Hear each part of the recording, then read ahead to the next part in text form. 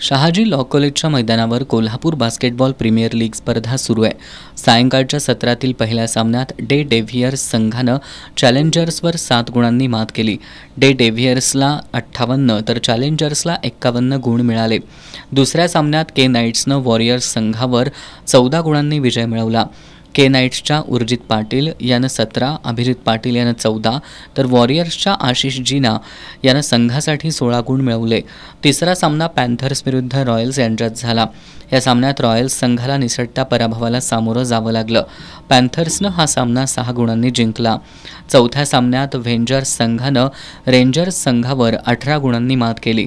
या स्पर्धेत के nights, व्हेंजर्स, day डेव्हियर्स आणि पॅन्थर्स या संघांनी उपांत्य फेरीत प्रवेश केलाय। स्पर्धेचा अंतिम सामना उद्या रविवारी विद्युत प्रकाश झोतात खेळवला जाणार आहे।